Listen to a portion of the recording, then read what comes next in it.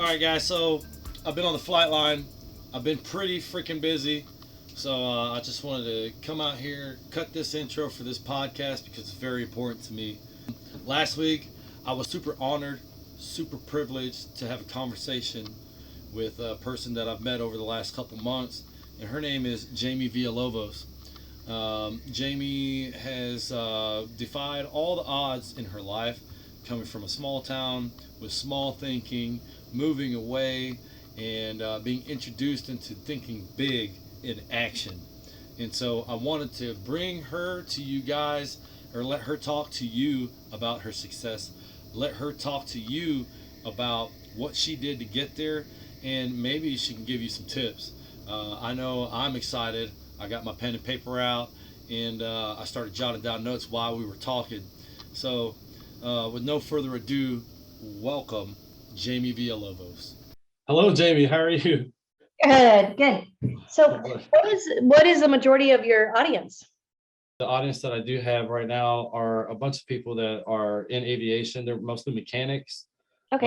that are top tier. That's my audience that I'm going for. It's the top Gotcha. tier of aviation mechanics, and not only looking at just being a mechanic, but top tier of personality, good steward, just a good all around person to leverage all of that and use that dedication that we put to our field of aviation and put that into other portions of our life.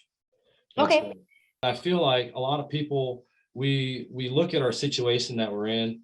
I know I have locked myself into a situation for a long time in my life, just kind of aimlessly living, not knowing where I was going, and my dreams and aspirations were having a full-time job until I was 62 and Yeah. retiring. Hopefully, I've always kind of rebelled against that. I was a bad kid and kind of try to do everything that I could do to be against the grain. But now I see where I can use that in my life. But has there been any points in your life where you kind of saw that kind of take place with you? Yeah, I mean, I grew up in a really small little town in Montana, the northeastern corner of Montana. So probably no one has been there because because there's nothing there, but it's like 325 people in my hometown. And so it's like about an hour from Canada, an hour from North Dakota, that very tip of Montana, and a very small town of small thinking. And we grew up in poverty. I was the oldest of six kids, and so I did feel some sense of responsibility to eventually get my crap together so I could help my family back home. But here's the thing. Like I said, my dad was always in and out of work. We grew up on welfare. We grew up on WIC, those things. And I always wondered, like, why don't we just move? Why don't we just leave? If it's so bad, there's no work. Why are we living in this friggin' broke down trailer on the edge of town that's totally falling apart? The place that we lived, the trailer was on a place that we were basically squatting on. We didn't own that land. And so I grew up, knowing that there was no money, no money for college, no opportunity. And I never had anyone in my life, that my family, that was like, how they tell kids, oh, you can be anything you want to be. Like, you could be the president of the United States. That never happened. So I wanted more. Um, did I rebel a little bit? Yeah, a little bit, because I felt sometimes like I was the adult sometimes in the household, you know what I mean? And I was kind of resentful of a lot of things, but I did realize that, hey, if it's going to be, it's up to me. And so if I'm going to take charge of a better future for myself and my family, then I better get my crap together quick. And so growing up, my stepmom was very ill. When she had, I'm the oldest of six, there's twins that are the youngest. And when she had those, she became very ill and she was bedridden, and she was addicted to the narcotics that they put her on for years and couldn't get out of bed. So my 9-year-old sister was kind of raising those twins after I left the house and came out to California. I moved to California with the idea of getting a good job, being able to hopefully pay my way through school, and then help my family eventually back home. That was the idea. So I came out to California. My 9-year-old was then raising those babies. And it was just, not a good situation. It really gave me a lot of drive to do something more with my life. Hmm. I feel like a lot of people feel like they're in that situation where they're stuck and they need to do something. And I like this thing that you've talked about. It's you talked about building a business, but also that provides a dream life. And the first thing that you said in there was you had to make a decision. Yeah. And that was your number one point. And I think that so many of us have so many decisions in front of us. I know I do. I have so many decisions, and I got to focus on what decision is more important, And the thing was about that was I didn't have an idea, a vision, or a plan of where I wanted to go. Right. And you talk That's about most people, Joe. That's a lot of people. That's almost everybody. That's the yeah, challenge. and still today I struggle. I'm very new to this idea about this stuff in particular, and Yeah. using your vision to and like making a plan there. And I was wondering if you could talk about that a little bit. Absolutely. Yeah, absolutely. So here's the thing. Again, I came from poverty. I'm now in the top fraction of 1% of earners in the world. And I'm a female. So I don't even know where that would put me, right? As far as income earners. But I don't have any special talent, any special gifts. I was just this poor little girl from Montana. And yeah, I worked hard. I try to be a good person. I try to, do what's right for people, treat people right. But there's a lot of good people out there that work hard, right? And they still don't have this life. They're still frustrated and they still don't have direction. And there's a great quote from Mark Twain, and it says, I can help anyone get anything that they want out of life. I just can't find anybody who knows what they want. Right? So that's, I think, the first step is kind of figuring out really, really what you really want long term. So here I am, 22, come out from Montana. I'm in California and I'm working all kinds of jobs, right? Just working any job that I can walk to, that I can get a paycheck until I can save enough money to buy a car. And finally, I bought this disgusting old, it was like an 89 Dodge Daytona that had like holes, and I don't know if they were bullet holes or something in the side of the car, but I got myself a car so I could get a decent job and make some money, right? And eventually I started working in a health club. And so I'm working in the gym thinking, oh, this will be a good, no-brainer type of job while I'm going to school and people are trying to improve themselves. So, I thought it'd be a good environment. It wasn't. It was a meat market. It was very much like salesy type, high pressure environment. And I realized real fast, that this was not what I wanted long-term, but I was making more money than most 22-year-olds. I was making 60, 70,000, working 11 hours a day, 7 days a week, sometimes 6 days if I was lucky. And I was working my butt off. So after about 4.5 years, I hit an income ceiling, couldn't make any more money, couldn't work any harder. Right before I decided to quit there, I had worked the entire month, 31 days straight, 10 a.m. to like 10, 11 p.m. because I grand opened a gym for them. And I was number one in the company. No recognition, no even a freaking high five. It was just, they raised my quota, right? And then I got my paycheck and I got kicked in a higher tax bracket. And so I took home the same amount of money. I'm like, this is stupid. There's no light at the end of this tunnel, right? So I started getting more and more dissatisfied, feeling like I was wasting my life, feeling like, hey, if I could have something of my own, like a business that I could put my heart into and I could, help people, then I would be successful. But what? I didn't finish college. I didn't have like people to support me to help me out to get, launched. It's like, it's all about who you know. I didn't know anybody. And so I just kind of was like for 8 more months at that gym. I remember walking in there every day, just feeling like just pissed all the time and tired and stressed out. And just, they say like, you're sick and tired of being sick and tired. I just felt like, what it was, Joe, that I felt like I wasn't growing anymore. Yeah. I learned everything I needed to learn there. And so I was doing the same thing every day, get up, go to work all day, go home, go to bed. And so luckily a lady came into the gym one day and she's like, you're a really hard worker. You're a really nice person. Have you ever thought of doing something different? And of course, I felt like I had been discovered or something, but I'm like, yes. Tell me anything. I was so hungry for change in my life. She's like, well, my husband, I can introduce you to him. He's looking for some good people. She introduced me to her husband. And it was the first time ever in my life that I felt like someone would help me or even was inspiring, And he said, you know what, I'll give you a shot. And that's all I needed. It was just a shot. And so I came in to this business part-time, trying to learn something, kind of like a side hustle at first, right? And I started working, whenever I could. But luckily, I had great mentors. You mentioned Ed Milet. He's one of my business partners and mentors for about 23 years. And I'd never been around someone like Ed, or there was probably about 4 or 5 guys like that, and gals. And so they, like what you said, they just inspired me to think bigger, to dream bigger. And then that conversation was just new to me. I remember one time, one of my mentors told me to create a business plan, goals, right? Write down your goals. And so I wrote them down, and I thought I was going to impress this guy, right? I thought I was excited he was going to be impressed. I wrote down all my goals, and I wrote down I wanted to make 100,000 income, and I didn't know anybody that was making that kind of money. I didn't think I could, but I didn't, I wanted him to want to work with me and coach me.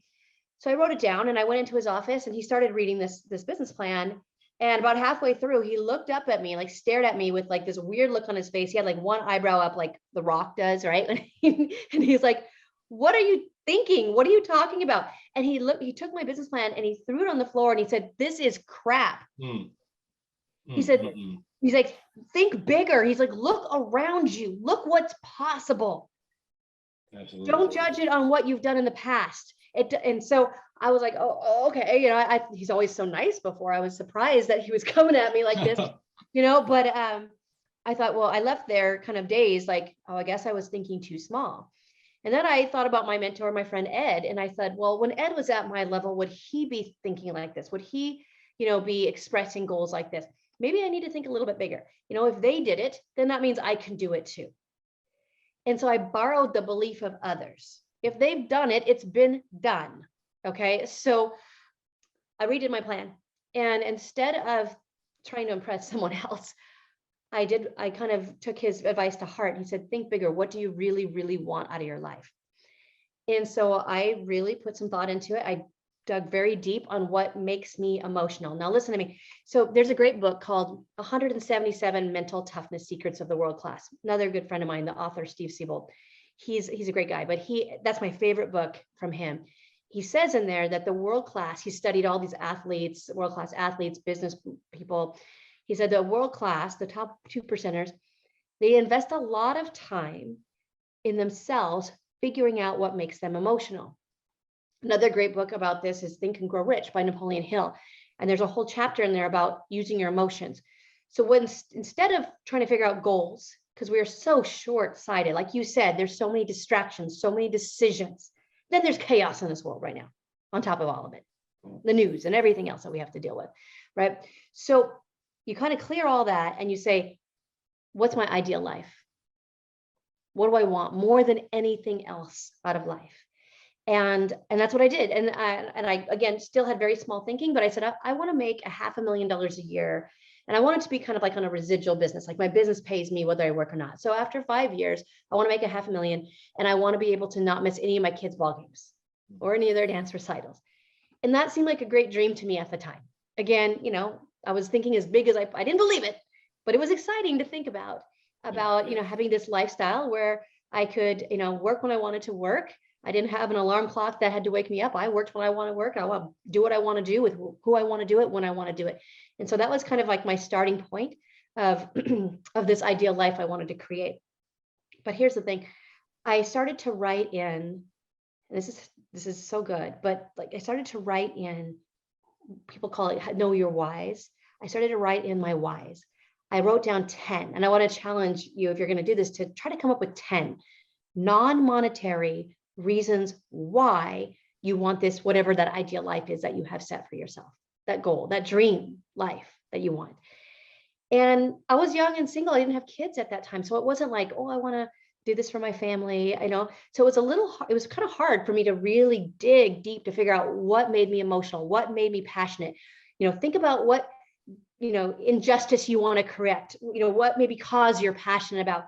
Maybe you want to retire your parents. Maybe you want to, for me, I wanted to change the whole legacy of my family tree for generations. And so I started to write these 10 whys down, and it wasn't just retire my dad, one liner. or put my kids through a good school, or what it was. Each of my whys was about a page and a half typed. Mm. And I did it to a point, Joe, where you can close your eyes, push a button, like play a movie in your mind, and be able to see that day, envision having those things, being in that lifestyle, being able to retire your parents, whatever it is that's important to you, that you can actually touch it, taste it, smell it in a movie in your mind. And I'll tell you, Joe, I did this every morning and every night. Ed was one of the ones who told me to do it. A few others of great mentors that I've had over the years. I've just been very blessed to be around these great people that cared about me, but also challenged me to think bigger. Yeah, in the book, in Think and Grow Rich, they talk about well, I don't think it's actually in Think and Grow Rich. I think it is it's by Dale Carnegie. What is it? How to Win Friends and Influence People. Absolutely. Thank you. I appreciate that. And in that book, they talk about your group and the people that you associate with and how that can affect your mentality and those people that you associate with. I believe I've heard a couple people say that you are your 5 closest friends, and those people that you associate with, and that mentality that they can keep you at. I'm not saying your friends are bad or anything like that. You know, they're not bad people, but you know, birds of a feather flock together. And Yes. I think that if you are looking to better yourself in the field, in any aspect, especially you know, in our field for aviation, if you're out there and you're doing maintenance and you want to get better, you're not going to go find the laziest person on the flight line and ask them how to do stuff. You want to go to the guy who's been working on that thing and knows what he's doing, is confident with his job, because that's what you want to be when you get out there. Another thing about that whole aspect of the dream life is I'm a father. I've got 3 kids. I've got 2 daughters and a son. And just the other day, I had such a hard time. I was super stressed out because I feel like that balance there, you know, people talk about balance, and I know that there's not, balance is what you make of it. But at least that's how I feel. And that's why I'm super excited about talking to you and reading your book that's coming out. But I struggle with being absolutely phenomenal in the workplace, right? And not at the house with my family because my mind is absent. And that's where I want to be, right? So that's part of my vision, is being a better father and a better spouse, a better husband to my wife, right? And so envisioning that and seeing that, I'm hoping to bring that to fruition. So the same thing applies, I feel like, you know, that well, just like what you're saying, you envision all this stuff to great detail, you know, a page and a half, maybe half a page. That's very descriptive. But what you're saying is in the book. Exactly. It says that people that are successful, if you haven't read Think and Grow Rich, please go get a copy. If not, get an audio copy. It's the bestseller of all time for business and personal development books. #1 bestseller of all time, like #1 personal development book. I've listened to this book multiple times, and I'm reading through it now. And every time I've listened to it, something new has popped out. And every time I read it, something new has popped out. I agree. I think that you probably have to read that book a couple times before you get it and you can really like apply it. I've read it not every year, but most years for the last 20 years. It's probably the book I've read the most outside maybe the scriptures, but you know, it's a great book. And you know, people ask me, they'll come to my home, and I live on lots of acreage in Southern California, very rare, near the beach.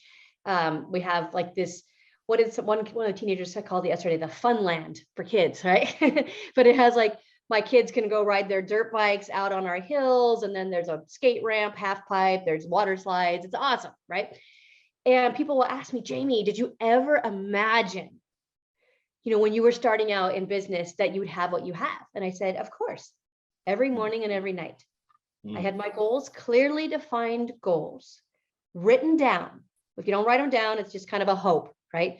Written down, clearly defined goals. I declared them publicly, like people in my family knew I was a maniac and crazy and out of my mind and never going to hit these goals, but that's what they thought. but I did it anyways. I let everybody know what I was doing. And then most importantly, I read it every morning and every night, and I read it out loud, like Napoleon Hill says in his book. And, there was probably times that I forgot or whatever, but you know what? There's going to be hard things happen. There's going to be adversity that happens for all of us. I mean, that's this life. Like, that's part of our life, is to have adversity, to grow, to become that best version of ourselves. It's like, I believe there's two of you. There's the guy or gal that is, and then there's the guy or gal that is to be. So Joe, like, there's two of you. And for you to get from where you're at to that second version of you, it's like up and down and up and down and climbing from peak to valley to peak to valley. So these adversities are going to happen. And I remember one time early on in my business, I was so frustrated. I mean, I think if you look at Ed Milet and you mentioned Think and Grow Rich, John Shin, one of my other mentors, is the executive producer of Think and Grow Rich, the movie. I watched them in business. I've watched them for the last 25 years. They've all had adversity. They've all had tough things. They didn't want to do stuff at certain times. They didn't want to, be the best version of themselves all the time, right? But they did it anyways. They just kept getting better. And when adversity came, they didn't stop. They didn't give up. They didn't like go to their bed and suck their thumb and pull the covers over their head. Some days we may have went slower, crawled if we had to, but we just kept going closer to that dream life that we had envisioned. So think about it like if you're running a marathon. And in the marathon, you can clearly just see the finish line. Most people don't have that. Like you said, it's just distraction after distraction, life throwing things at them.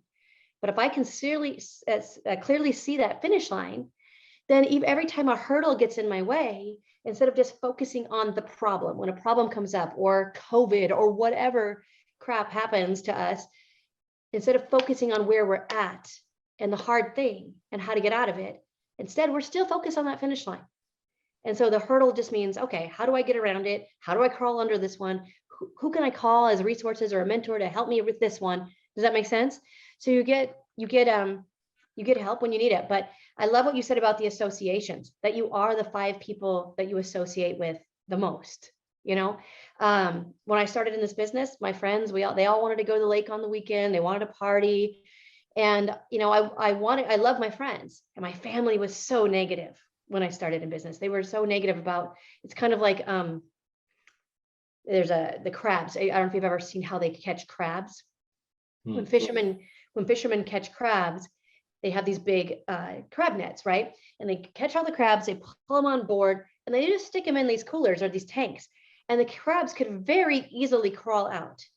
But every time a crab gets close to crawling out, the other crabs grab them and pull them back down. And so they never get out. So they never even have to worry about putting a lid on these tanks, these coolers or anything. And so that's kind of what happens to us. We have our associations. And when we start to personally grow, when we start to get excited about possibly having a better quality of life, sometimes to our friends and family, that upsets their comfort zone because they're used to hanging out with you on the weekend and drinking a beer or going to the lake or whatever, right? And so it puts them in, it kind of disrupts their comfort zone. And so sometimes they can be negative. And I just took it as, hey, they care about me, but they're broke. So I'm not going to listen to that. Does that make sense? And so I started to not replace necessarily, but add in very successful people into my circle that I could be around. And I started to gravitate towards their incomes. I wasn't going to pull them down. They were strong enough. Ed Milet's strong enough. I'm not going to pull his income down. You know what I mean? But my income started to gravitate closer to his income. Does that make sense? So yeah, I think that getting clarity is so important. I think that choosing associations wisely, making decisions wisely, and of course, like you said, the balance piece is such a big piece of it because, I think most people, they don't have clearly defined goals. They don't have them written down. They're for sure not reading them every day. It's a very small percentage. That's why they call them the 1%ers, right? But most people, what they do is they just drift through life. They are reacting to whatever the world throws at them. I have a sickness in my family. My mom is ill. My kid's going through a challenge. They're reacting constantly. And so this year looks a lot like last year. It looks like a lot like the year before. They're just kind of drifting through life. And then in the end, they can sometimes have some regrets instead of designing your life and attracting the right things into your life. With designing this dream life, number one, have clarity. And then that constant, persistent, like personal growth. Ed Milet talks about that constant, never ending personal growth, constantly just working on yourself in all areas. And the balance piece that you mentioned in the Happy and Strong book that I have, it's May 17th, the book is launching. It's on pre-sale right now on Amazon or pretty much anywhere you want to buy books. But in Happy and Strong, I talk about how to build your dream life. Every step. The first half of the book is how do you do these things? The Think and Grow Rich, you just said, I believe it. It's because I've applied it in business, but I've also applied it in my personal life. If you're unhappy, if you want better relationships, if you're unhealthy, I was diagnosed with an incurable autoimmune disease called lupus.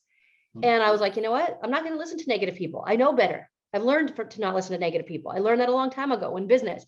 And so instead, I set a goal. I wrote it down. I read it every day. I imagined myself completely healthy and, full of energy again and not having sunken in eyes and, losing so much weight and looking so sick and feeling great. And I reversed it in about 18 months. I was completely healthy and I've been autoimmune free for about 8 years now. You know what I mean?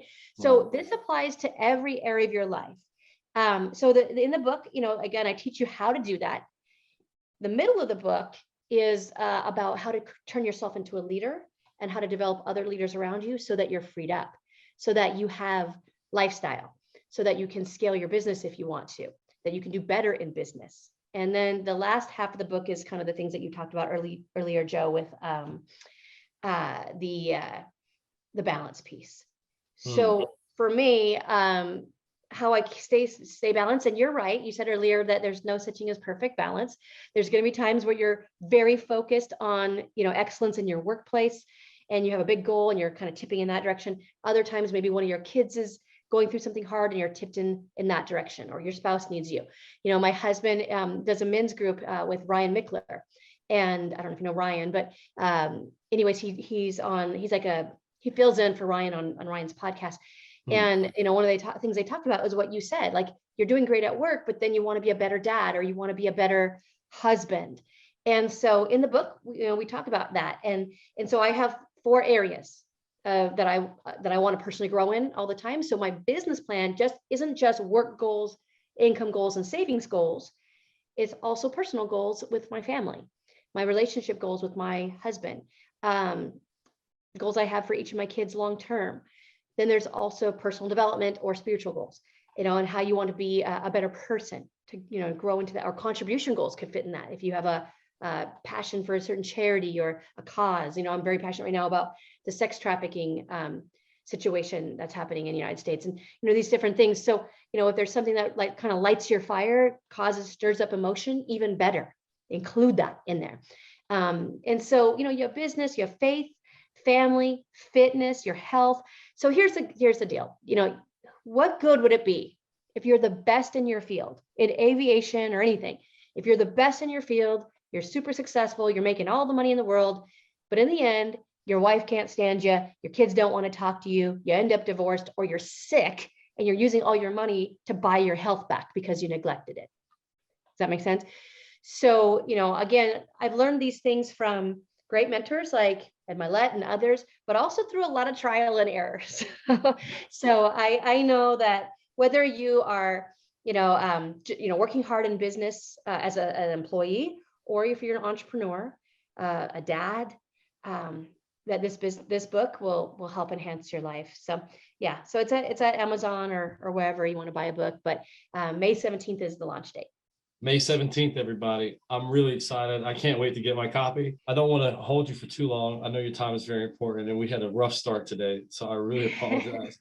No but I absolutely love this conversation. I'm so lucky, so humbled, so blessed to have you on the show. Thank you for coming and letting us just listen to you talk.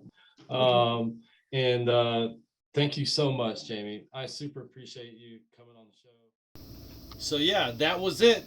That's Jaime Villalovos. If you like this podcast, if you liked her and what she talked about, you want to figure out some more things about her, you can find her on Instagram at jamie.villalovos. So that's jamie.villalovos on Instagram. And you can also find her book at happyandstrong.com. Thank you so much for pushing out the message. And dude, I hope you guys picked up some nuggets from that last conversation right there. That conversation, dude, if I had a day just to sit and listen to people talk like that, I'd be in such a better place. I'm already in a better place just listening to that. Dudes, appreciate it. Get out there, do your thing, turn them fucking wrenches, break them fucking bars, jump those fucking hurdles, and get it. I'm Joe Peoples, and I'm the motherfucking A&P. Have a great fucking day.